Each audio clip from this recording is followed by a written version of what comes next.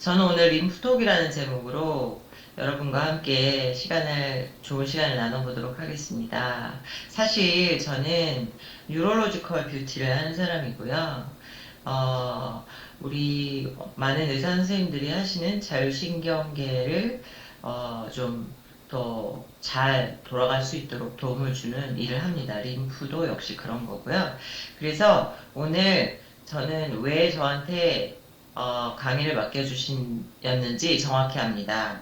왜냐하면 환자분들의 림프 부종 때문에 혹은 림프 부종이 막 시작하는 그런 패턴을 가지신 분들이 두려움을 많이 가지고 계시기 때문에 그 경험이 제가 워낙 많고 무조건 림프는 기적은 자기 몸 안에서 일어납니다. 그런데 그 도움을 우리 같이 좀 전문적으로 하는 사람이 도움을 드리면 많은 도움이 되실 수 있고 또한 림프는 자동으로 정화가 되는 것 같지만 병증이 나타나기 시작하면 반드시 메카니컬하게 물리적으로 어떤 순서와 압력과 속도를 가지고 일을 해줘야 되기 때문에 단 한 번은 인생에서 전문적인 얘기를 들으실 필요가 있을 것 같아서 그렇게 준비했습니다. 제가 하는 일은 아까 좀 전에 말씀드린 오스테오 뷰티인데요. 제가 이제 표어로 내놓는 것이 모든 것을 제자리에 잘 놓는 것. 우리의 뇌는 균형을 잡기 위해서 있고 우리가 균형을 잘 잡으면 별다른 질병이 없잖아요. 근데 이제 림프는 뭐하고 균형이 안 맞아서 그럴까? 그런 것들을 좀 알아가는 시간으로 보도록 하겠습니다. 여기 지금 아마 테라피 하시는 분들도 있을 것 같은데 림프 그러면 대부분 되게 표면적으로 생각을 해요. 표면적으로 생각을 한다는 건 뭐냐면 발끝에서 시작해서 쭉 올라오다가 심장으로 들어가 터미누스를 통해서 이 정도는 너무 많은 사람들이 얘기를 하고 있기 때문에 그 정도는 다 인지를 하고 있단 말이죠. 제가 오늘 이제 벨기에랑 프랑스에서 온 친구들을 교육하다가도 진짜 막 심장이 터져 죽는 줄 알았어요. 왜냐하면 거기까지만 알고 있는 사람들이 다 알고 있다고 생각을 하기 때문이죠. 자, 그런데 기본적으로 우리 몸은 관통하는 것입니다. 그래서 정맥도 관통하고 뭐 혈관도 다 관통하고 림프도 결정적으로 파시아를 지나서 근막을 관통하고 관통해서 질서정연하게 마지막에 정맥과 합쳐지면서 심장으로 들어가는 그 길을 가지고 있어서 그 길을 가지고 있는 것을 알고 계셔야 여러분들이 병증인 부종, 즉 림프 부종이 왔을 때 그것을 해결할 수가 있습니다. 왜냐하면 여러분이 요새는 림프 도수 같은 거를 병원에서 많이 받을 수 있기 때문에 도움을 많이 받으시지만 그것조차도 몸을 이동해야 하셔야 되기 때문에요. 보통 병원에서 자가로 하는 법을 가르쳐 주시죠, 많이. 그것이 손이 두 개가 있기 때문에 내 다리나 내 팔이나 혹은 내 호흡으로 몸통의 림프를 이동시킬 수가 있어요. 그래서 일단 자가로 할 수 있는 방법을 알고 계셔야 됩니다. 림프는 스틸이라는 사람이 이렇게 말했어요. 림프를 처음 발견한 사람은 1900년도 초반에 감기 환자가 왔는데 이 터미누스 방향으로 좀 이렇게 보내놨더니 감기가 났네? 부종이 없어졌네? 이래가지고 이것도 나름 또 어떤 테크니컬하게 프로그램을 만들어서 의학 박람회 같은 데 가지고 나가서 이것도 상품화된 거예요. 그래서 여러분이 잘 알고 계시는 MLD도 하나의 상품이고요. 닥터보더의 MLD도 하나의 상품이고요. 그 다음에 오스테오파시들이 하는 오스테오파시 OLT도 상품입니다. 그런데 여기에 하나의 진리가 있는데요. 절대적으로 한 방향으로 쭉 가지 않는다는 거죠. 가다가 들어가고 관통하고 또 가다가 관통해서 마지막에는 정말 이 복각 내에서 굉장히 중요한 그 흉부에서 내려온 림프절에서 유미조라고 하는 림프절에서 1차 마지막 걸러짐이 해독이 일어난 다음 한 10% 정도가 좌측에 있는 중요한 대부분의 하체 림프를 처리하는 좌측의 림프로 들어갑니다. 그래서 정맥과 합쳐져요. 그러면 예를 들어서 저는 여러분들이 우측으로 누워 자고 좌측으로 누워 자는 거에 대해서도 많이 나오는데 림프 입장에서 어느 쪽으로 누워 자는 게 더 좋을까 이런 것도 좀 생각을 해보면 림프 부종이 있으신 분들은 그런 실천, 작은 실천을 해보는 거에 대해서 저는 적극적으로 추천을 드려요. 자, 그럼 부종에 대한 설명을 잠깐 드리겠습니다. 이거 겨울왕국이잖아요. 그런데 우리 학생들이 여기서 원장님이 얘기하는 얘기를 많이 합니다. 그래서 제가 만화 영화를 별로 좋아하지 않는데 극장에 가서 봤어요. 그랬더니 요 말이 나와요. Water has memory. 이게 무슨 말이냐? 사실은 이걸 제가 림프학적으로 좀 바꿔봤어요. 여러분이 부어있는 어떤 부종을 가지고 있는 그 부위에 ECM이라고 하는 매트릭스죠. 세포 외액이 어떤 정보를 가지고 있냐에 따라서 부종이 있느냐 없느냐 결정이 되죠. 그러니까 물이 갖고 있는 정보가 좋지 않으면 좀 난해한 사람이 되죠. 그러니까 부종이 많은 사람은 기본적으로 정신이 사납습니다. 이게 무슨 말이냐면 내가 부종이 많잖아요. 그러면은 우리가 갖고 있는 정보가 좋지 않기 때문에 그렇다고 생각하시면 됩니다. 이게 무슨 말이냐면 내가 정보가 좋지 않아. 지금 정보가 좋지 않은데 우리가 고객이 들어왔을 때 테라피를 잘 해가지고 드레이지를 잘 시켜놓잖아요. 그럼 부종이 쏙 빠져가지고 나오시면서 엄청나게 좋은 상태로 나오세요. 정보가.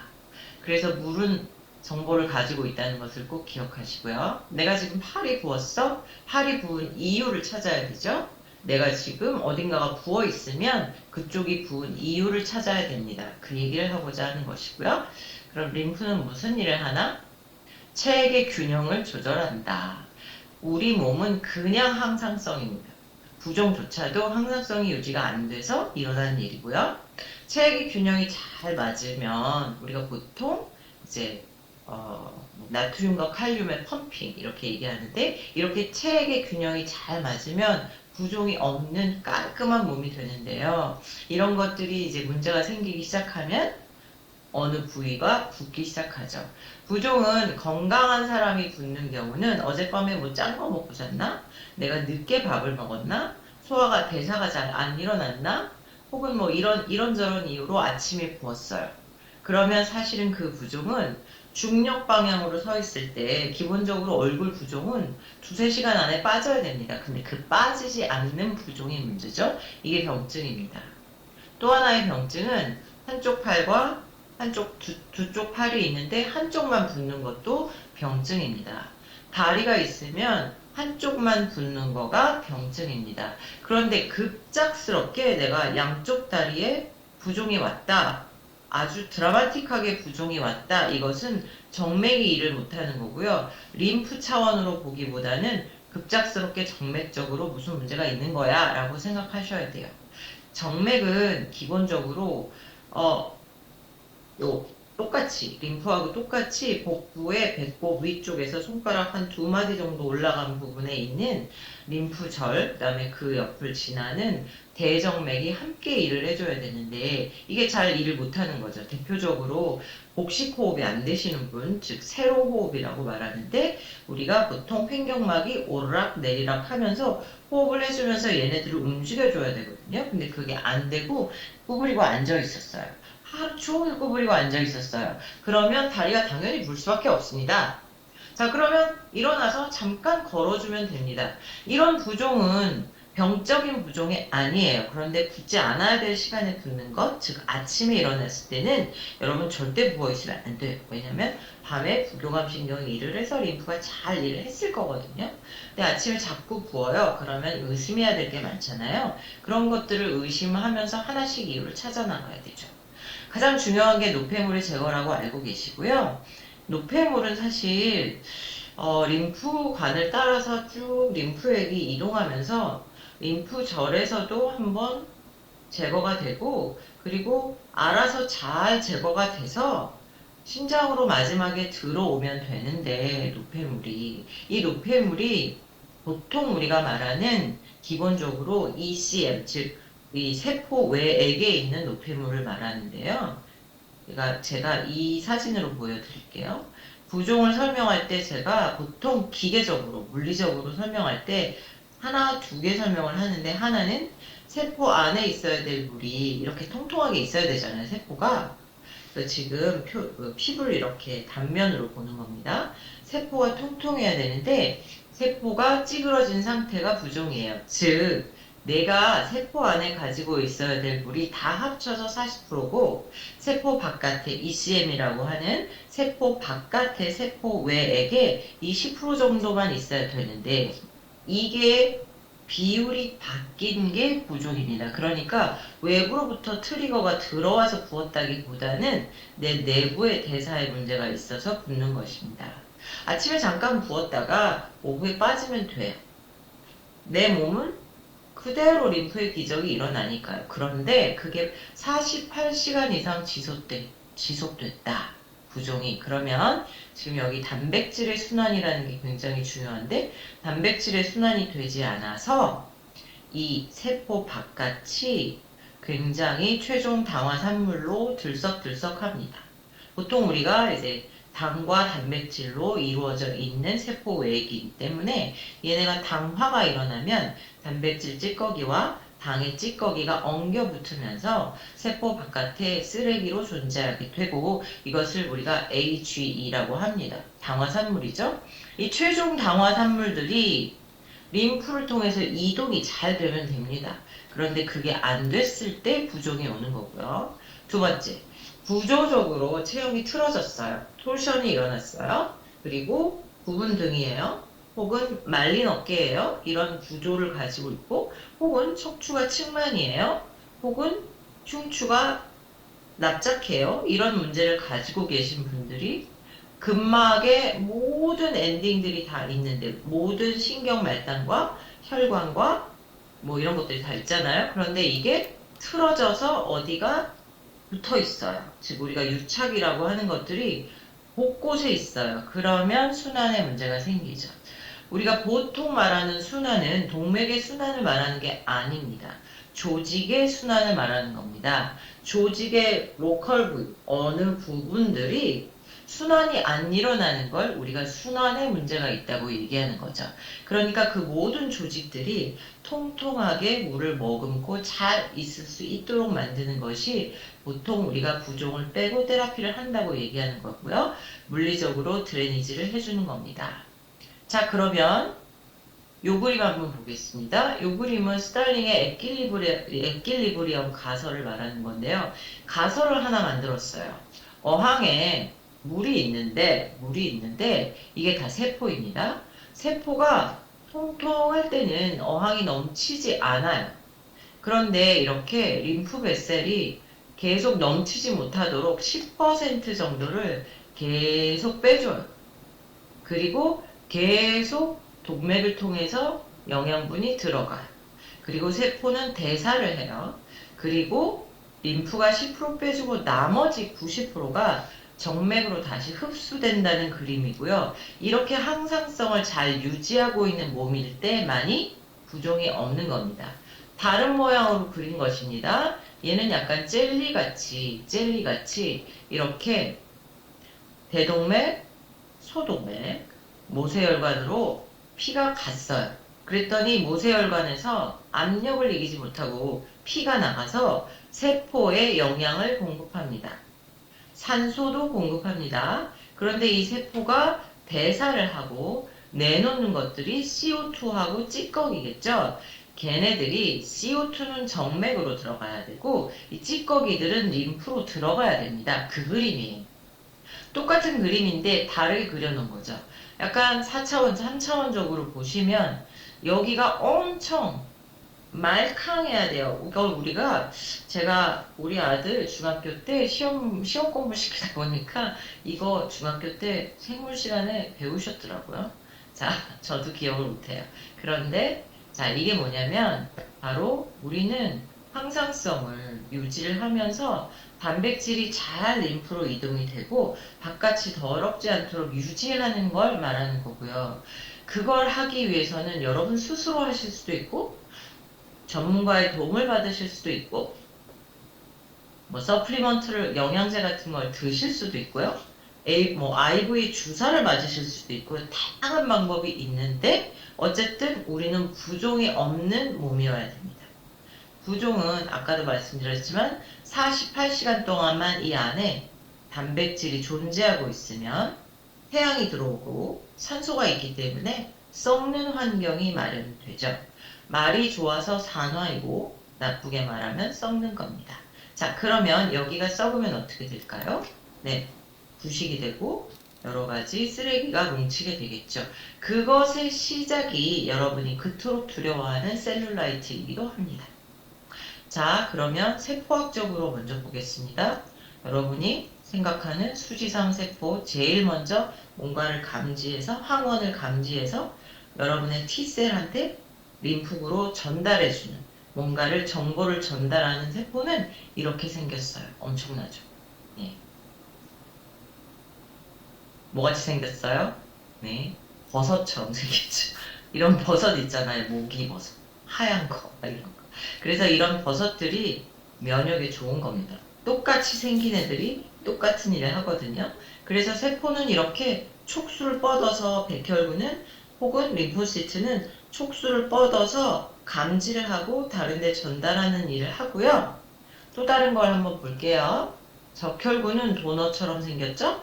백혈구는 이렇게 발이 달렸어요. 그래서 가서 딱 잡아서 잡아먹기도 합니다.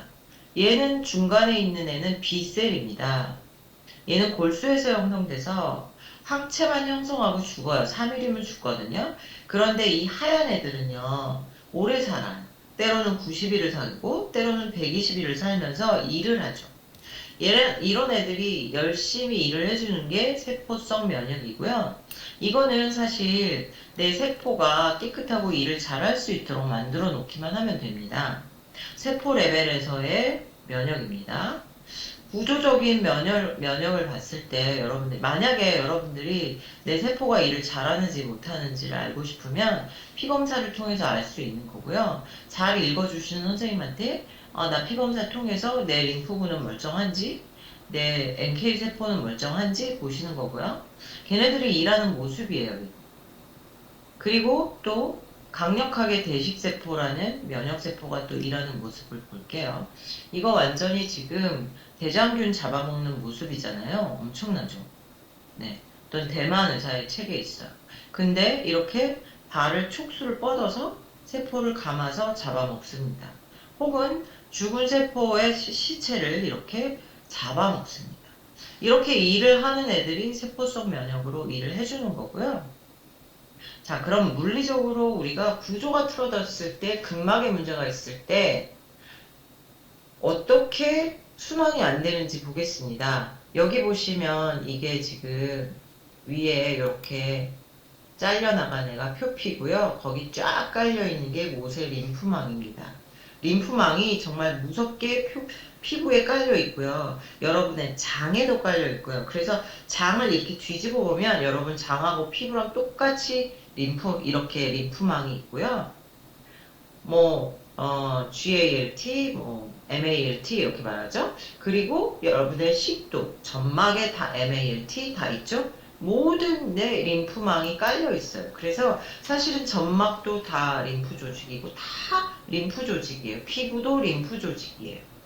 그러니까 이렇게 여러분들은 모든 림프 조직에 다 둘러싸여 있는데 중요한 건 여러분의 몸이 틀어지고 구조가 틀어지고 라이포석션을 하고 지방흡입을 하고 혹은 수술을 해서 그 부분에 유착이 일어나면 그 부분의 림프가 가지 못하고 통과하지 못하는 길이 엉망이 되는 문제가 생기는 게 이게 지금 그 그림이거든요. 까맣게 된 거. 그럴 때는 이렇게 원래는 못 지나가는 그러니까 논두렁 같은 게 있어서 각각의 길을 따라서 가게 되어 있는데 표층 림프가 만약에 거기 유착이 생겨서 못 가잖아요. 그러면 넘어가야 된다는 얘기고요. 대체로 외과적 수술을 하고 나서 여러분 유착이 생겼을 때 우리가 어떤 림프 구종이 생기고 그것을 어떻게 보내줘야 하는가에 대한 얘기를 이제 24분이나 지났네요. 큰일 났네. 10분밖에 안 남았네. 해드릴 건데 자, 흔히 보는 림프 구종입니다. 다리 한쪽이 코끼리 다리처럼 부어 있어요. 처음에는 그 나머지 다리가 멀쩡해 보이지만 오래 지나면 나머지 다리도 부어오릅니다. 그런데 하나님은 어쨌든 한쪽부터 붓게 만들어요. 이렇게 알림을 주시거든요. 자, 볼게요. 서해부라는 곳이 여기죠. 그래서 이렇게 서해부는 중요한 림프절의 존이 이렇게 세 개의 존이 있어요. 왜? 이유가 있거든요. 이유를 알려드릴게요. 이렇게 세 개의 존이 있는 이유. 하나, 둘, 셋. 뒤에서 엉덩이 쪽에서 오는 애. 앞 다리에서 올라가는 애. 뒤에서 우리가 흔히 말하는 항문 쪽에서 오는 애가 이쪽에서 드레인 됩니다. 림프절이. 배꼽 아래쪽으로는 역시 이렇게 옵니다. 이게 무슨 뜻이냐면 여러분, 여기서 만난다는 거예요. 서해인대 쪽에서. 여기가 굉장히 중요한 관통 림프 부분이거든요. 그런데 여기가 맨날 눌려있고, 팬티에 눌려있고, 뭐 여러 가지 이유로 여기가 압박을 받고 있으면요. 얘네들은 갈 데가 없어서 뒤쪽으로, 천골 쪽으로 옵니다. 그래서 원래 천골하고 요추 사이는 절대 지방이 있으면 안 되는 대관절이잖아요. 그런데 거기에 셀룰라이트도 끼고 엄청나게 뚱뚱해지는 거죠. 지방도 끼고. 그럼 무슨 뜻이에요? 리포뎀 같은 이런 질병에 걸렸을까 하고 볼 수 있는 거죠. 지방이 없어야 되는 관절이나 이런 손목이나 이런데 지방이 있는 거예요. 왜냐하면 지방은 면역 일을 해주거든요. 콜라겐하고 똑같아요. 일단 뭔가 더러운 걸 감싸주고 포획한단 말이죠. 그러니까 관절에 염증이 있으면 거기가 뚱뚱해지고요. 처음에는 물인 것 같은데 나중에 지방이 되고 나중에는 콜라겐이 가서 싸서 파이브로시스 되는 거죠. 면역 반응을 계속 하는 거예요. 관절에서. 이 관절 보시면 지금 관절이 아니죠. 그래서 여기 서해부에 림프가 제거됐기 때문에 부종이 오는 겁니다. 어쩔 수 없이 외과적으로 난소암이나 자궁암이나 이런 수술을 하시고 나서 일어날 수 있어요. 일어날 수 있습니다. 자, 그러면 여러분 한쪽이 이렇게 됐어요. 여기 림프절이 제거됐어요. 어디로 보내야 될까요? 일로 보내면 안 되고요. 반대편 쪽으로 보내야 됩니다. 그걸 설명하고 있는 게 이 림프 문합이고요. 이게 하늘이 열어주는 문이라고 보시면 돼요. 그래서 원래는 이렇게 못 가는데 문합을 만들어 놨어. 지금 이거 유방암 수술하신 분이고요. 원래 림프의 길은, 유방은 표층 림프가 이쪽으로 이렇게 20%, 이쪽으로 77% 이상 가고, 이 쇄골 쪽으로 해서 5% 정도 가야 되거든요. 이렇게 가요. 4등분을 했을 때. 원래 이게 정상적으로 림프의 길이거든요. 그런데 여기서 림프노드가 제거가 되거나 여기서 제거가 됐을 경우에 자 이렇게 수술을 했을 경우에 우리가 어디로 보내야 하는가를 보여주는 그림이에요. 그래서 뒤로 해서 저쪽으로 보내주던지 아니면 아래로 내려가서 서해부로 보내줘야 됩니다. 림프를 하는 테크닉은 여러분 손으로 이렇게 잡고 아무 압력을 주지 않고 그대로 당기시면 돼요. 압력 없이 그냥 당기시면 돼요. 그런데 순서가 있어요. 심장 가까운 쪽부터 하셔야 돼요. 그래서 그냥 이렇게 팔을 잡고 피부를 당기시면 돼요. 압력 없이 당기시고 한 10번 이상 당겨주시고요. 그 다음에 아래팔 하와 당기시고 당겨주세요. 림프절 방향으로. 그 다음에 손가락 당기시고 밀어요. 밀고 해서 이 순서를 지키지 않으면 림프는 해결이 안 되고요. 누르고 막 비틀고 하는 마사지로 되지 않고요. 특히 여기에 오일 같은 거 발라서 막 인플루언서들이 마사지 많이 하잖아요. 병증인 림프, 즉 림프 부종은 그런 방식으로 해결이 안 됩니다. 자, 그럼 이제 병증 림프가 있을 때 보내야 되는 길을 사진으로 보여드리고 있잖아요. 요렇게 림프의 문합이 있다는 얘기고, 이 문합을 꼭 기억을 해 두시고요. 네. 돌아서라도 가도록 만들어 놨습니다. 네. 그리고 자, 이 그림 보시면 이제 두경부에 그 인후두에 암이 있는 사람이 수술을 하면서 여기 전부 다 림프를 제거한 케이스입니다. 그런 케이스에 지금 엄청나게 얼굴이 지금 다 부어 있잖아요. 빵빵하게. 자, 이럴 때 보통 흔히 알고 있는 터미누스로 보내준다고 이렇게 하면 림프절이 제거됐는데 안 되죠. 해결이 안 되잖아요. 그러니까 어떻게 하고 있어요, 지금? 애과로 보내고 있죠. 애과.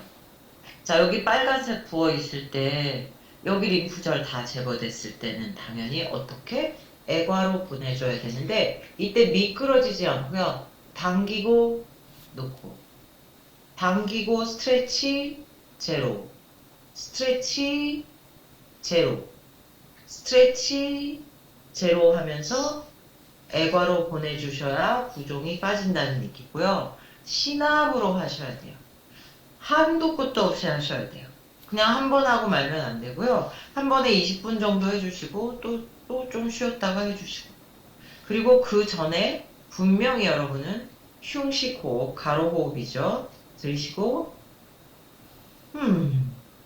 내쉬고 내쉴 때는 반드시 소리를 내셔야 됩니다. 들이쉬고 왜 내쉴 때 소리를 낼까요? 미주신경이 첫 번째 가는 데가 성대잖아요. 그래서 성대를 울려주셔야 미주신경이 활성화되면서 여러분의 림프가 활성화된단 말이죠. 자, 그래서 들이쉬고 셋, 내쉬고 여섯. 이게 자율신경을 활성화시키는 호흡법이에요. 이미 2018년도에 일본의 후생성에서 발표를 했어요. 그래서 일본은 자율신경 호흡법이 엄청 발달했는데, 자, 그냥 들이쉬고 내쉬고 1대1로 하시는 게 아니라, 들이쉬고 3, 내쉬고 6, 그리고 소리 내기. 이 세 가지 꼭 잊지 마시고요. 내가 보내야 할 곳을 찾아서 보냅니다. 여기가 유착이 많아요. 원래 유착이 있어요, 목은. 왜냐하면 피부, 근육, 근막 딱 펴 있어요, 여기. 대신에 그럼에도 불구하고 얘네들이 일할 수 있도록 분명 자리가 있거든요. 그런 자리들을 마련해 주셔야 되고요. 뜯기, 그죠? 뜯기, 그리고 내보내기. 뜯기, 내보내기. 뜯기는 뭐죠? 공간을 마련해 주고요. 내보내기, 스트레치해서 애과로 내보내기. 자, 여기를 많이 해주시면 부은 얼굴은 해결이 돼요. 물론 병증인 경우에는 가까운 림프절로 보내줘야 합니다. 네. 자, 그래서 림프는 자율신경이 일을 해야지만 림프가 드레인됩니다. 즉, 밤에 약간 너무 덥지 않게, 약간 춥게 주무셔야 부교감이 올라가거든요. 약간 춥게. 측면으로 누워 자면 부종이 림프가 좀 일을 더 잘해요. 근데 특히 왼쪽으로 누워 자면 조금 더 이쪽으로 간이나 위가 눌리지 않으면서 혹은 림프 우리가 흔히 말하는 복부 림프절인 요미조가 정맥이 살짝 우측으로 대정맥이 있으면서 우측으로 누워 자면 부종이 있는데 좌측으로 누워 자면 척수액도 좀 잘 돌면서 정맥의 부전이 좀 떨어진다고 해요. 그래서 정맥의 압력이 좀 떨어지면서 측면으로 누워졌을 때, 왼쪽으로 누워졌을 때 훨씬 더 부종이 잘 빠진다. 림프가 더 일을 잘한다. 이거는 이미 네, 논문이 있어요. 논문 내가 어디다 해놨는데 예, 여기 있어요. 네, 2015년 논문 사이언스지에 실렸습니다. 자, 그리고 이제 뇌에도 림프가 있네. 글림프 시스템입니다. 이거 좀 길게 말할 수는 없고요. 밤에 뇌에 있는 단백질이나 이런 것들을 좀 청소를 해서 내보내는 일을 하는 게 글림프 시스템인데 밤에 그래서 똑바로 누워 자는 게 좋을까? 옆으로 누워 자는 게 좋을까? 많이 고민을 했겠죠? 네, 의학 박사들도 고민을 하고 했겠죠? 그래서 가장 좋은 글림프의 가장 좋은 거는 밤에는 그래, 아무리 뒤척이고 깊은 잠을 자면, 아무리 뒤척이고 그러니까 내 맘대로 못 자더라도, 시작은 좀 왼쪽으로 자보자. 왼쪽으로 자면 확실히 덜 붓고, 척수에 또 잘 돈다는 이론이 있습니다. 자, 그리고 그러면, 시간 보고요. 35분이네요. 네, 5분만 더 하겠습니다. 그러면 어떻게 하면 우리가 표층 림프를 잘 이동시키죠? 사지를 스트레치하는 겁니다. 스트레칭이 여러분 원래 이론적으로는 30초 정도 해야 스파이널 코드, 즉 척수로 감각을 보내서 뇌로 딱 보내거든요. 그래서 달라진단 말이에요. 사이드도 보고. 근데 우리가 30초 스트레칭 하려면 너무 지겨워서 우리가 PNF 기법이라 그래서 잡았다 놓고 잡았다 놓고 잡았다 놓고 하는 기법 5초 1, 2, 3, 4, 5 놓고 5초 1, 2, 3, 4, 5 놓고 하는 신경 스트레치를 잘 해주시면 사지가 스트레치 되면 여러분 림프의 표층 림프는 엄청나게 잘 흡수가 되고요. 그리고 심부의 림프는 트렁크, 즉 앞에 몸통은 횡격막이 일을 해야 되고요. 무조건 호흡으로 일을 해야 되고 아까 호흡 알려드렸죠? 들이쉬고 내쉬고 3대 6으로 1대2 호흡을 하시고요. 내쉴 때 소리 내는 거 잊지 마시고요. 그리고 행동은 스트레치는 5초 하고 쉬고 5초 하고 탁 놓고 이걸 보통 홀드 릴리즈 홀드 릴리즈 해서 5초 스트레치 놓고 5초 스트레치 놓고 5초 스트레치 놓고 3번씩 각각의 애과 서해부 목 특히 목도 너무 중요하잖아요. 대관절이잖아요. 그죠? 허리 이런 데를 스트레치하고 놓고 스트레치하고 놓고 하는 방법으로 루틴을 가지고 가시면 개인의 루틴만큼 훌륭한 게 없습니다, 여러분. 그래서 어떻게 하냐면 네, 이렇게 제가 여러분 이거 봉이 꼭 있어야 되나? 이렇게 생각하지 마시고요. 밀대 있죠. 집에 다 밀대 있으시잖아요. 플라스틱 밀대. 그걸로 하시면 돼요. 그래서 근막 경선을 리스펙 하시면서 네, 이렇게 X자로 여러분의 근막을 뒤로 쫙 늘렸다가 제자리 오는 방법, 뒤로 쫙 늘렸다가 제자리 오는 방법, 이런 스트레칭, 그 다음에 테이블이 있으면 다리를 들어서 이렇게 접어서 쭉 스트레치하면 이쪽 지금 여러분 너무 놀라운 걸 하나 알려드릴게요. 여러분 이렇게 하면 여기는 지금 스트레치 되잖아요. 응축이 되는 부위가 있어요. 이 뒤쪽은 응축되거든요. 이게 응축이 되면은 바로 대뇌로 가요. 그냥 스트레치 하잖아요. 그럼 일단 스파이널 코드로 가요. 척수로 갔다가 대뇌로 올라가는데 응축을 시키면요. 바로 대뇌로 가요. 정보가. 그래서 여러분의 몸이 빨리 변화되고 부종이 더 빨리 빠지거든요. 이게 뭐냐면 여러분의 이제 전인 테라피 할 때 쓰는데 요가 자세에서 고양이 자세, 아기 자세, 고양이 자세, 소 자세 세 가지. 아기 자세, 고양이 자세, 소 자세는 찾아보시면 다 나오는데 그게 사실은 여러분이 빨리 부종을 빼고요. 빨리 뇌로 신호를 보내서 몸을 빨리 바꾸는 방법입니다.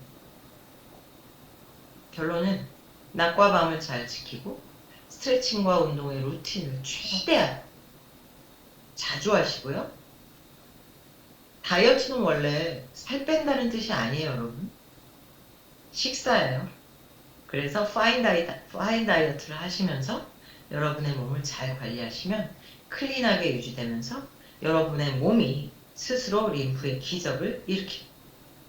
중력에 반하여 늘 계시니까요. 이 횡격막이 잘 움직일 수 있도록 호흡을 제대로 해주세요. 누워서 하는 것보다 서서 했을 때가 훨씬 더 일을 많이 하기 때문에 여러분한테 더 좋은 결과를 줍니다. 시간이 림프관은 이렇게 생겼고 여러분 림프가 이렇게 한 마디가 움직일 때 15초 정도 걸려요. 엄청 느리게 움직여요. 얘도 정맥처럼 판막이 있거든요. 그래서 이거를 우리가 한 무브먼트를 밸브가 움직이는 걸 림판지온이라고 하는데, 림판지온. 이 림판지온이 한 번 움직일 때 약 15초가 움직이기 때문에 만약에 림프성 부종이, 림프 부종이 있으시다면 여러분 엄청 천천히 스트레치하고 제자리로 놓으셔야 됩니다. 림프는 정맥이랑 똑같이 역류할 수가 없어서 그냥 서 있어요. 그냥 서 있으면 안에도 단백질이 꽉 차 있고 바깥에도 단백질이 꽉 차 있고 정맥 안에도 혈장에도 단백질이 꽉 차 있어서 결국은 단백질을 이동시키는데 단백질 때문에 문제가 생깁니다. 자, 여기까지 하겠습니다.